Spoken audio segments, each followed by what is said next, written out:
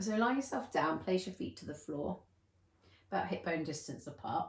Just take your hands, so space between the thumb and the fingers. Thumb comes around the inside of the thigh, fingers around the outside. Just press the thighs away. So we're trying to create a little bit of space here in the hip crease. Might give you a little bit of awareness of kind of a stretch for the lower back, almost like a traction for the lower back. But you should also be able to find that idea of the thigh and the hip separating. Just relax your arms somewhere down by the side. So this is very subtle, this movement. Just try and push your right knee forwards of your left. And then pull it back. And pull your left knee forwards of your right. So again, you'll feel like a gentle pulling on the lower back if there's any stiffness there. But we're just starting to just wriggle out through this space. So whilst I'm kind of coaching about the knee gliding forwards, I do want you also to think as the right knee comes forwards, just let that left hip pull back and out. And then same on that right side. So it's almost like back but out. Yeah, so we're almost drawing the thigh just gently out the socket there. Again, if you want to come back, press the thighs away. And then just release the hands somewhere out wide. So we'll just gently lower the legs over to one way. So we'll go right first of all. Just let things settle there. Maybe pick your right foot up on your left thigh. So immediately there should be an opening through this left side.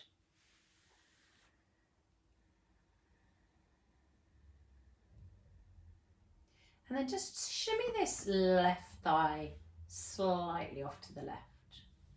And then let the weight of the right hang off the left again. So it should just shift where exactly in this kind of hip flexor space you feel the stretch, maybe in the lower back even. And then as you release that cross, come back to the center. So we'll let the legs drop over to the left. Maybe pick the left foot up on the right thigh.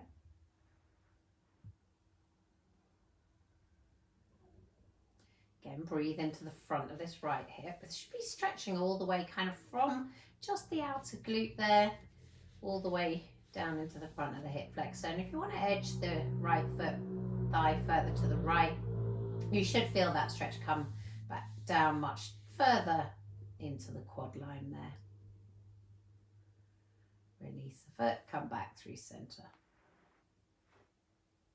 So just a couple of pelvic tilts, just carrying the spine through flexion and extension, so we're essentially arcing and rounding the spine. Find halfway between those 2 points and then just pick that right knee up with the right hand. Just start to draw some circles here.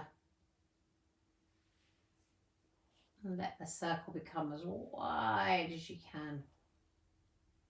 Next time you come open wide, just come back the other way. Coming in more to that internal, if that's the direction you've gone in, it doesn't really matter. Just big circles both ways. Next time we come out wide, pause there. Bring the sole of the left foot flat to the floor, cross the right foot over the left thigh. And again, we want to lift actually first the thigh out of the hip joint and then try and press it away. Again, to find that sense of space here.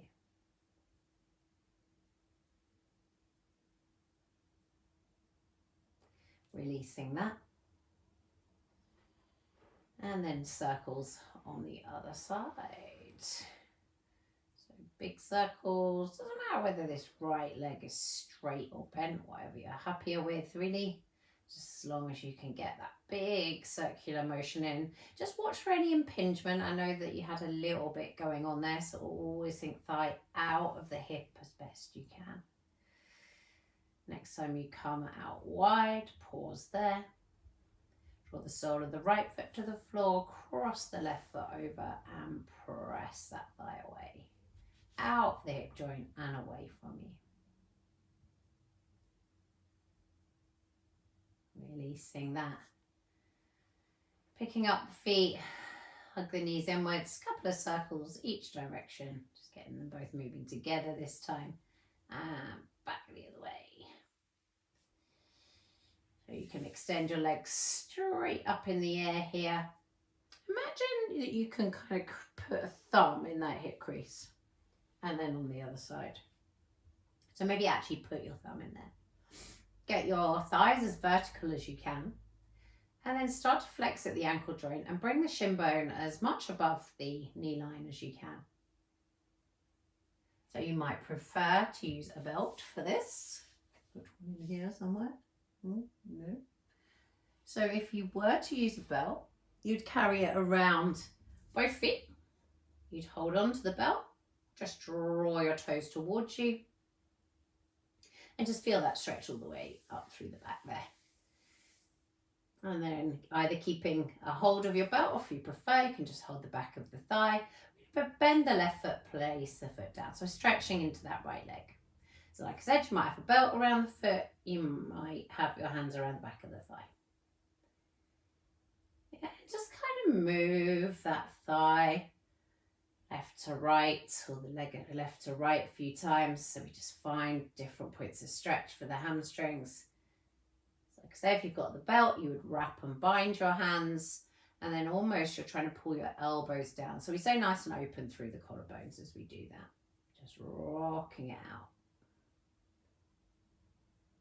Releasing that. Coming into your stretch on the other side. So hands either around the back of the thigh or taking your belt around your foot. So it's quite a bit tighter for me that side, so I'll just come part way up the leg there. And then again, it's that rocking out left to right, just avoiding too much compression. If you get too much compression, release the leg, put the thumb in the hip crease, take your belt just in the one hand, and then again work it from there. So releasing that down, pick up the feet, hug the knees in. So we just roll it up. We'll swing our legs around to one side. And then we'll be stepping, come to kneeling actually. Step the right foot through. Just allow the hands to rest onto the thigh for a moment, let the hips settle. Then you can bring your hands down to the earth, or if you prefer bricks, they'll be up a little bit higher, yeah? So let the hips settle. And then start to glide your weight back. So if you've got your bricks, you can slide them with you, roll for your heel. And we're just going to go back and forth. So like I say, bricks could be here, or books, or footballs, whatever you've got. And when we come back, pause here, and we'll just start to roll out the leg left to right. Yeah, so not only is that finding different parts of the calf, the hamstring, but we're also working that internal, external rotation at the hip joint. Again, trying to avoid compression where you can. If there's a particularly tight part, you can just pause there. And then we'll ease out of that. So rebending that knee and just changing out sides.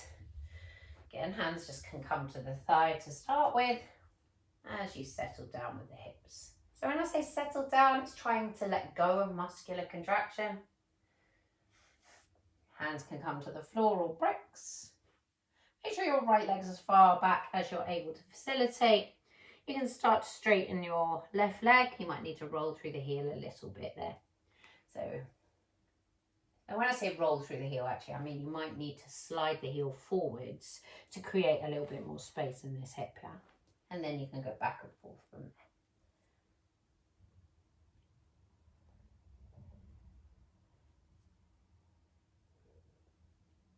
And next time you bend, just slide that leg back into kneeling. Now bring yourself up to standing for just a moment. Take your feet about your shoulder distance apart, hands on your hips, hinge your body weight forwards. And we're going to make our way to the earth. So we're just going to start to make sure the feet are straight, they're quite wide. Yeah, shoulder distance or a bit wider, and you're just bending one knee, then the other. Let the hips move with you.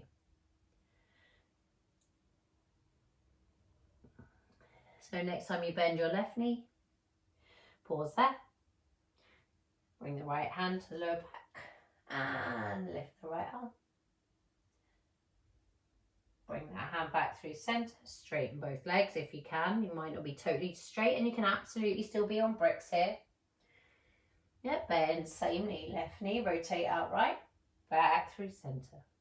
Bend left knee, rotate out through right, back through centre. So that winder stance, just challenging your hamstrings at a slightly different point. We'll change out sides, bend left knee, right hand can come to the lower back, roll it open, and then extend the arm up. We'll go back and forth.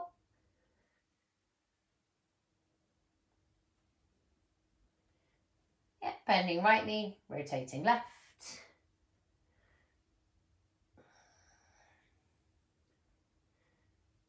And then pausing there. Just allowing yourself to fold down. Let your hands to your opposite elbows.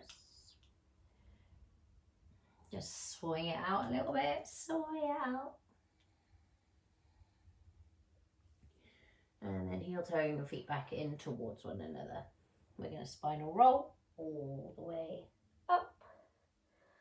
And we'll just turn off to, if you're on a mat, long edge of your mat, or just make sure you're not on slidey floor like me. Take the feet even wider and bring your hands down to meet the earth. Or bricks again. Turn the feet out. We're just going to glide out left to right. So whilst this is essentially going to open up into adductors, the inner thighs, obviously your more inner hamstrings will be impacted upon here. So you can just take this as low as you like. Now, if you don't want your hands on the floor or bricks, you could even bring them up towards your thigh. Yeah, just starting to move the hips, the hamstrings. Yeah, I prefer hands on the floor. Doesn't feel as much hard work on my legs. So maybe you've got bricks and you're taking them with you. That's probably about enough, I would say. Just step yourself back, bring your knees down. And just have a moment there.